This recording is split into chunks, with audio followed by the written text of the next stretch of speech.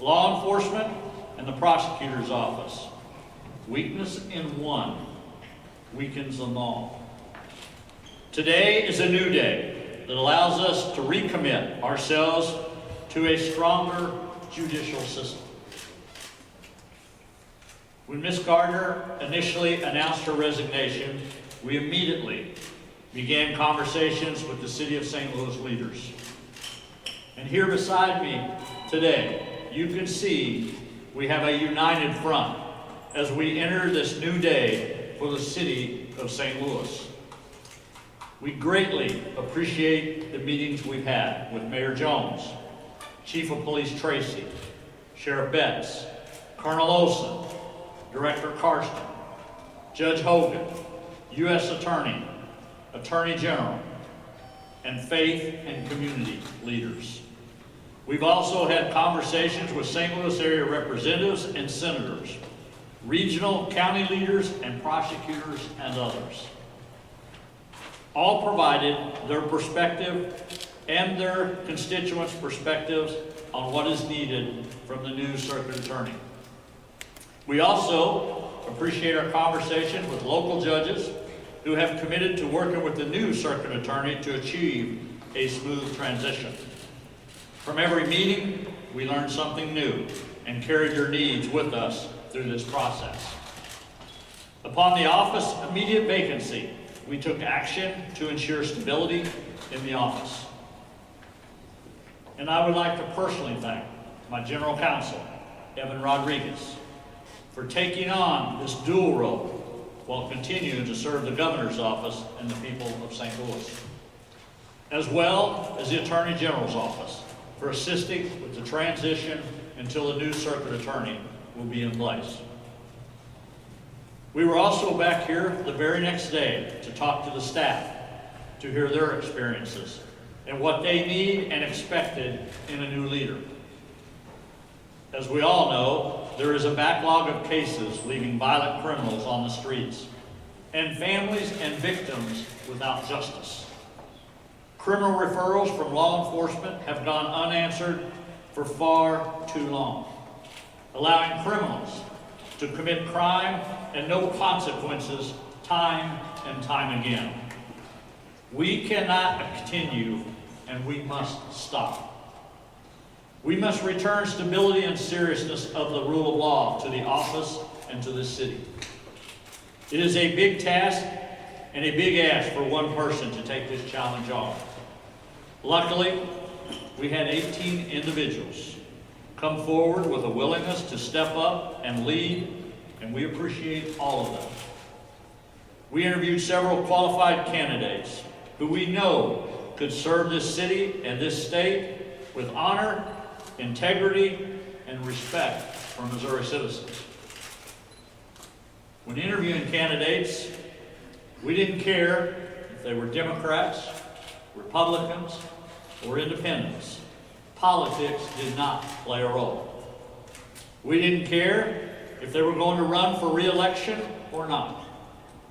Our focus was solely on figuring out who in their heart holds what is best for the city, who wants to see the city grow, prosper, and succeed, who will be a dedicated public servant to fight crime in St. Louis, and who loves the city and wants what is best for our citizens and our visitors. To best serve the citizens of this city, a commitment to returning to law and order to our streets and faith in our criminal justice system is an absolute must. As many of you know, historic office vacancies and appointments to fill them have become somewhat common with our administration. But whether it's one of the 5 statewide offices, Supreme Court judges, other high-profile appointments, or now the circuit attorney of the largest metropolitan area in our state, we've approached each responsibility the same: to do the best by the people we serve. After going through this interview process and having productive conversations with the leaders and standing here with us today, we are proud to announce that we have selected Mr. Gabe Gore as the next City of St. Louis Circuit Attorney.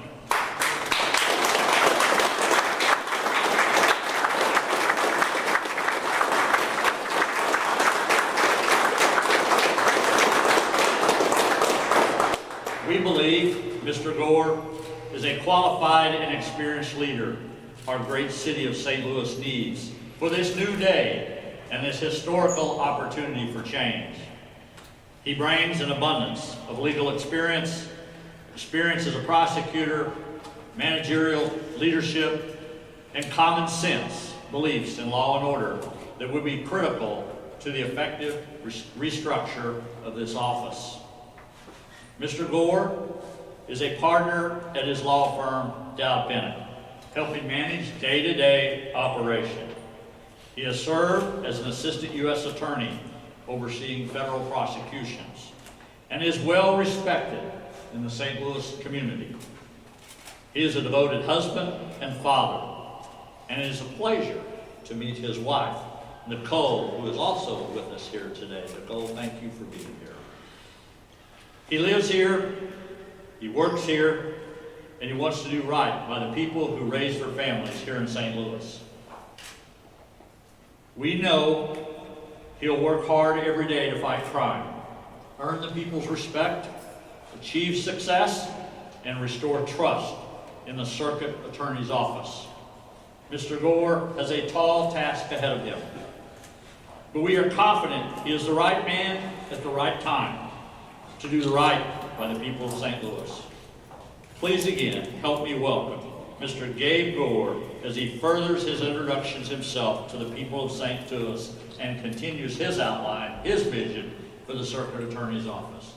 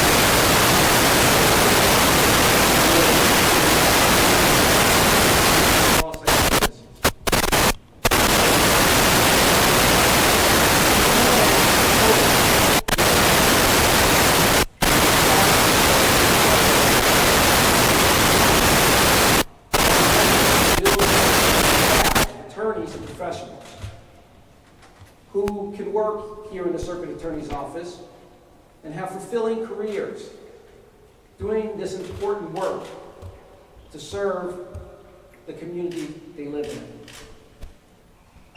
Second, I am going to really focus on building the collaborative relationships that are integral to the success of this office. I'm going to work to build collaborative relationships with the community. I'm going to work to build collaborative relationships with Governor Parson and Mayor Jones and all of the agencies that are represented here today by the leaders that are here with us.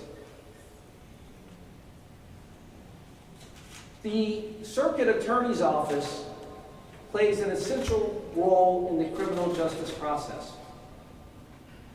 But the Circuit Attorney's Office can only be successful with the cooperation and collaboration of everyone that's represented here today. Working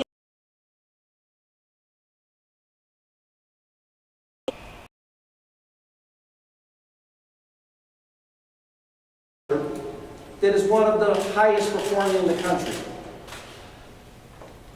We can have a staff of attorneys and professionals that are absolutely committed to the pursuit of excellence.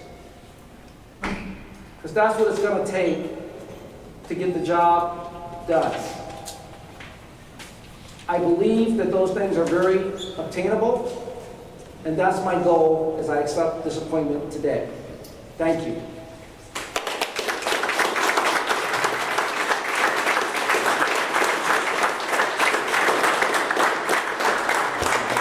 Okay, we'll open it up for a couple of questions for Mr. Gore. Please speak loudly enough so he can hear you.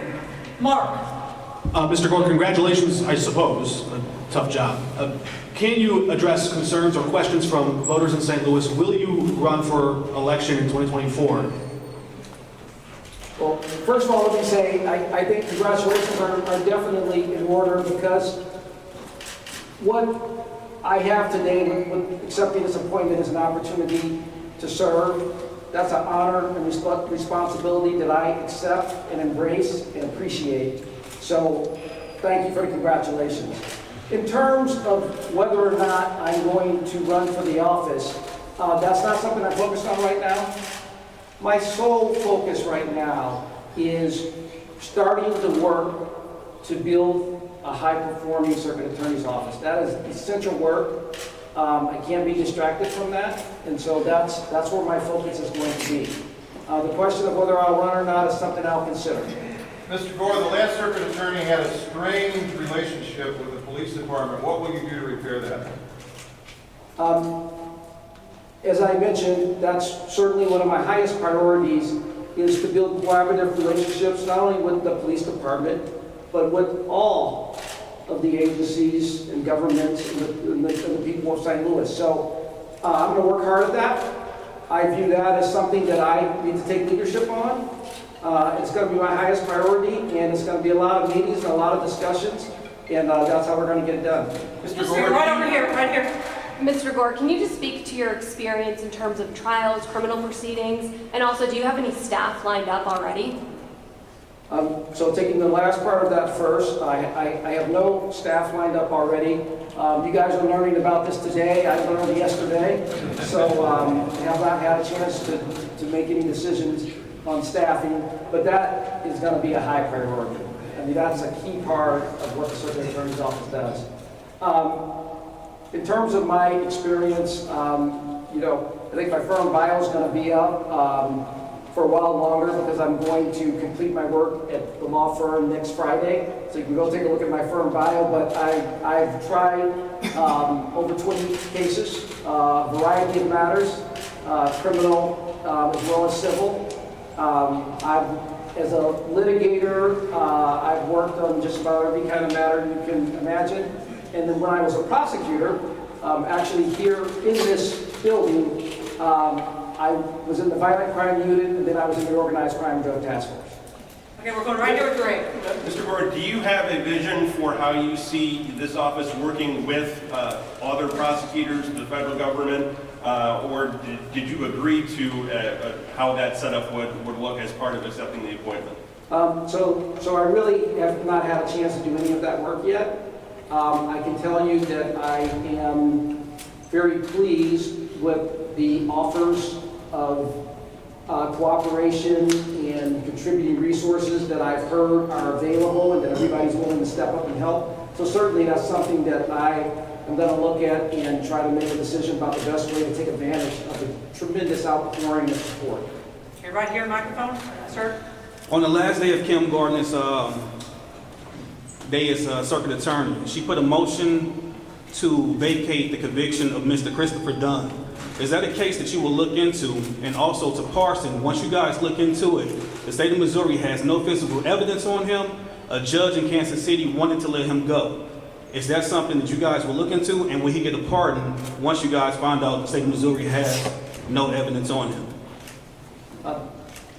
My understanding is that that's something that squarely falls within the jurisdiction of the circuit attorney. So it's something I'm going to definitely look at, and obviously a matter that I'm going to treat very seriously and pursue in what I believe is the correct way. So absolutely, something we will look at. Any Bob's timeline? right here, Bob. Mr. Gore, the Attorney General's office has had a full day to look at what you're up against. I'm curious, they were probably even surprised by some of the things left behind. Did you see anything, did they tell you anything that you think needs to be addressed immediately? Those discussions haven't even begun. Like I said, I learned yesterday. You're learning today, so I've got a lot of work to do, and I'm eager to have those conversations and get to work, but none of that has transpired so far. All right, Mr. Gore, we're going to take one more for you. Kelly. Mr. Gore? Okay, right here, Christine. Mr. Gore, you're coming from a very politically connected, high-powered law firm. How can you be assured that you're going to put the interests of the public first ahead of your clients? So, if you look at what I've done in my career, throughout my entire career, I've sought out opportunities to serve the community. You can look at the things that I've done in service of the community, and you won't find any connection to me pursuing anything other than things that I thought were important for the community. That's what I'm doing here. That is my only goal and focus in pursuing this, and I think that my work will speak for itself. All right, thank you, Mr. Gore. Governor? All right, well, Governor Parson will take questions now. Jason? Let me, Okay. before I get to you, let me just echo a few things that were asked, just to kind of touch base, because they were all good questions. But the reality of it is, this process has taken we've had to speed this whole process up, and unfortunately for Mr. Gore, he has not even had a chance to evaluate anything to be able to do that. That's why we're putting everything in resources we can, while all these agencies have offered us basically hold the fort down until he can get his feet on the ground.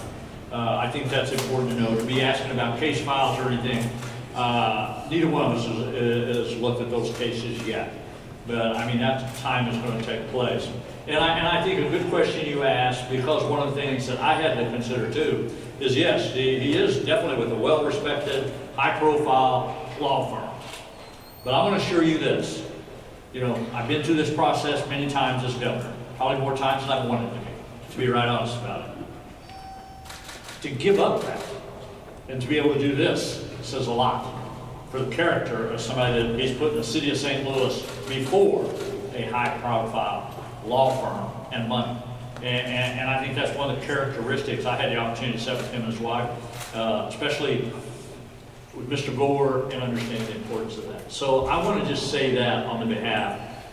I think he's the right guy at the right time, and I think it's not going to be about a law firm. I think it's going to be about the circuit attorney's office. So I believe that's going to. Jason.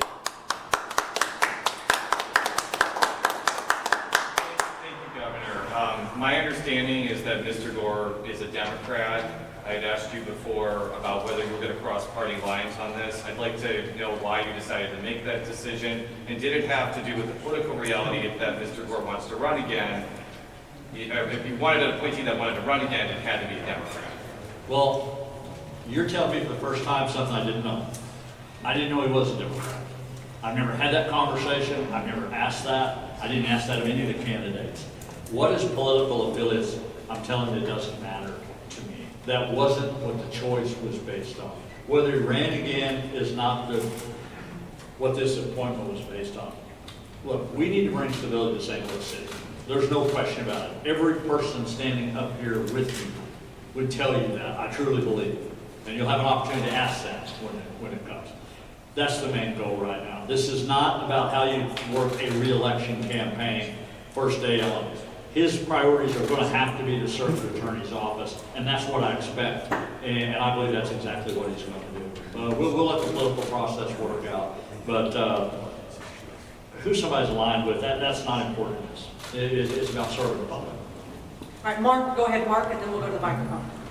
Governor, in this whole experiment of justice, the accused have rights too. I wonder if you have a message to many of the defendants who have been languishing in jail for 5-6 years And can you tell the people of Missouri that they actually have the right to a speedy trial, or are their constitutional rights being I don't violated? think there's any question after meeting with the judges, talking about the dockets of what we're doing. We want to get that process to where people are not sitting in jail, where they're not being incarcerated, wondering what's going to happen. But have people months and months just be sitting incarcerated because the judicial system don't do their job is unacceptable. And we've got to change the way we do that. And I think this is the beginning of that change. I said, look, you got a new chief. You're going to have a new circuit attorney. I think everybody standing up here again is going to try to make this a better process. Two things happen. We don't want people sitting in there if they don't belong in there. We want that process. We want them to go through the conviction process or to be released, whichever that is going to be. But I think we all, this in criminal justice system, we want just that. We want justice. All right, sir, at the microphone. Governor, you've really done a great, amazing job of bringing the community together, I believe, on this issue. I'd like to find out what you think you will ask of the community now to come together to support Mr. Gore, and once Mr. Gore gets into office, what he can do to bring our community together also, and any thoughts you have on that issue. Yeah, really appreciate what you've done here. Yeah, good questions. I would say the same thing when I became governor of the state of Missouri. I had to learn St. Louis. I had to come up here and be in areas that I wasn't really familiar with. I had to go to Martin Luther King Boulevard areas. I had to meet with people like Better Family Life. I had to go to Grill for Glory and try to understand the best I can what life's like for somebody else that doesn't live there. And I think talking to Gabe, he understands that.